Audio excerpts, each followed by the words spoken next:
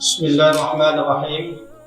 Assalamualaikum warahmatullahi wabarakatuh. Alhamdulillahi rabbil alamin.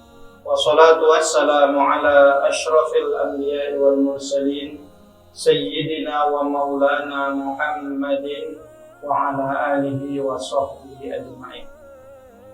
Puji syukur pada Allah subhanahu wa ta'ala atas seluruh nikmatnya.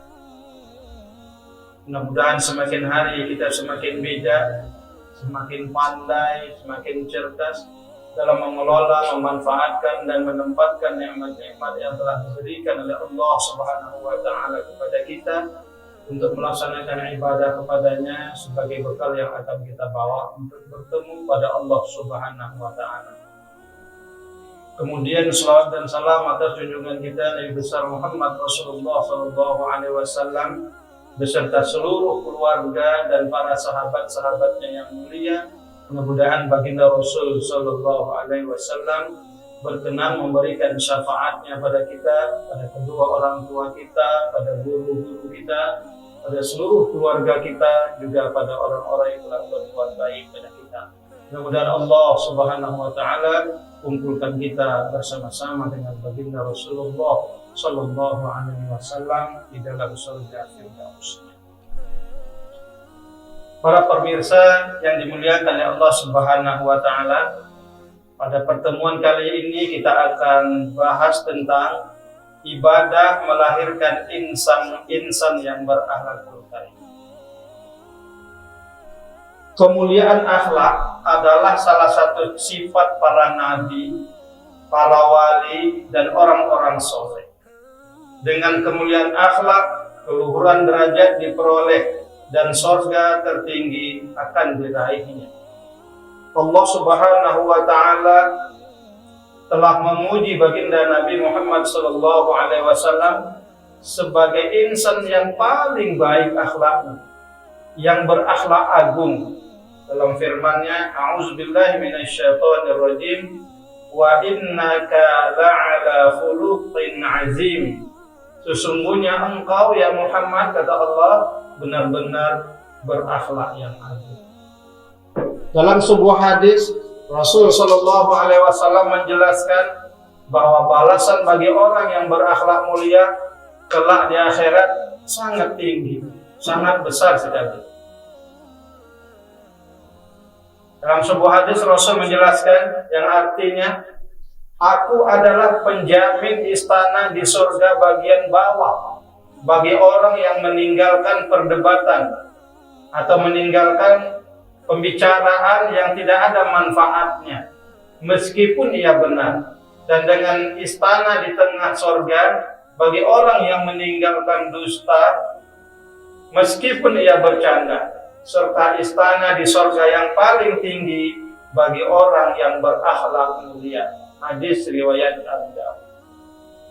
Para pemirsa sekalian, akhlak yang merupakan sebab tersebarnya kasih sayang dan saling cinta di kalangan masyarakat. Sebaliknya, akhlak yang buruk biasanya melahirkan saling benci, saling hasud, dan saling dengki. Marilah kita teladani apa yang dilakukan oleh baginda Rasul sallallahu alaihi wasallam terhadap seorang rabi atau pendeta agama Yahudi. Rabi itu bernama Zaid bin Sya'yah atau lebih populer dipanggil Zaid bin Sa'nah. Ia pernah membaca di sebuah kitab kuno bahwa Nabi akhir zaman salah satu cirinya adalah perlakuan seburuk apapun terhadapnya tidak akan menambahkan kepadanya kecuali sikap santun dan sabar. Maka Zaid kemudian ingin menguji apakah sifat itu ada pada diri Nabi Muhammad SAW. Lalu dia memberi hutang pada Nabi dengan hutang yang disepakati temponya. 3 hari sebelum jatuh tempo, Zaid mendatangi Nabi Muhammad SAW untuk menagih hutang dengan kata-kata yang amat sangat kasar yang memancing kemarahan Umar bin Khattab. Umar marah kepada si Zaid ini Umar yang kala itu berada dekat Nabi hampir saja mencelakai Zaid dan hampir saja membunuhnya. Rasul dengan sabar dan santun spontan mencegah apa yang ingin dilakukan oleh Umar. Melihat hal itu, Zaid langsung mengucap 2 kalimat syahadat dan masuk Islam karena akhlak Rasulullah Sallallahu Alaihi Wasallam. Masya Allah. Demikianlah yang terjadi jika seorang pendakwah berakhlak mulia. Rasul SAW adalah teladan yang sempurna bagi siapapun yang ingin terjun berdakwah di tengah-tengah masyarakat. Para pemirsa rahimakumullah, akhlak yang mulia juga ditunjukkan oleh salah seorang cicit baginda Nabi SAW yang bernama Imam Ali bin Husain bin Ali bin Abi Thalib radhiyallahu anhum yang berjuluk As-Sajjad Zainal Abidin. Suatu ketika beliau berwudu dibantu oleh seorang budak perempuannya. Sang budak memegang sebuah teko atau ceret yang berisi air dan dituangkan sedikit demi sedikit untuk diambil airnya oleh Imam Zainal Abidin dan dibasuhkan ke anggota-anggota wudu. Tiba-tiba teko itu terlepas dari genggaman sang budak dan jatuh mengenai kepala Imam Zainal Abidin. Seketika kepala beliau luka dan mengucurkan darah. Budak perempuan itu gemetar badannya yang sangat takut. Lantas sang budak berkata, wahai Tuanku, wal kaziminal ghaiza. Orang-orang yang bertakwa adalah mereka yang mampu menahan marah. Sang imam berkata, aku telah menahan amarahku. Kemudian budak itu melanjutkan potongan ayat berikutnya, wal 'afina 'anil nas, yang artinya orang-orang yang bertakwa juga adalah orang-orang yang memaafkan kesalahan orang lain. Maka Zainal Abidin pun berkata, aku telah memaafkanmu. Maka mulai sekarang pergilah engkau, sekarang aku merdekakan karena Allah Ta'ala. Luar biasa akhlak yang dicontohkan oleh Zainal Abidin ini, cicit Rasul Sallallahu Alaihi Wasallam yang mulia ini. Orang yang bersalah kepada dia langsung dimaafkan, kemudian dimerdekakan. Luar biasa, Masya Allah. Rasul Sallallahu Alaihi Wasallam bersabda, siapa yang menahan amarah padahal ia mampu melampiaskannya, maka Allah akan memanggilnya di hadapan para makhluk pada hari kiamat hingga ia dipersilakan memilih bidadari mana yang ia kehendaki. Hadis riwayat Abu Daud, At-Tirmizi, dan ia berkata hadis ini hasan.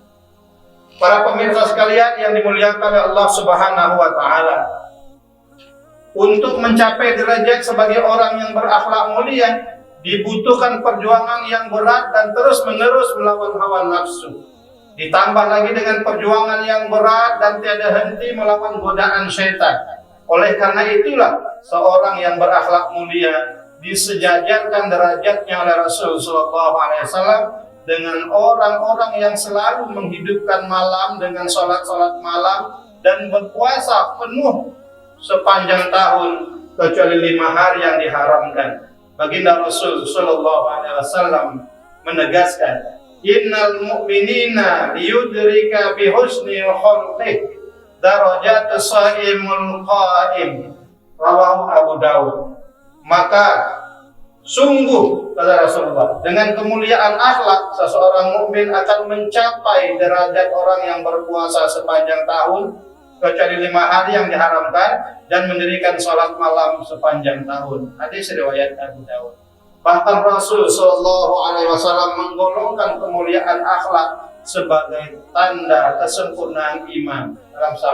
Dalam sabdanya, akmalul mu'minina imanan ahsanuhum khuluqa. Rawahu Tirmizi. Maknanya, seorang mukmin yang paling sempurna imannya adalah orang yang paling mulia akhlak. Para pemirsa yang dimuliakan oleh Allah Subhanahu wa Ta'ala, mudah-mudahan dengan kajian yang singkat ini Allah tampilkan diri kita, Allah jadikan diri kita menjadi insan yang baik akhlaknya, sehingga kita bisa menebarkan tauladan yang baik di tengah-tengah masyarakat, dan mudah-mudahan kita diundang oleh Allah Subhanahu wa taala untuk masuk ke dalam surganya. Demikian, billahi taufiq wal hidayah. Wassalamualaikum warahmatullahi wabarakatuh.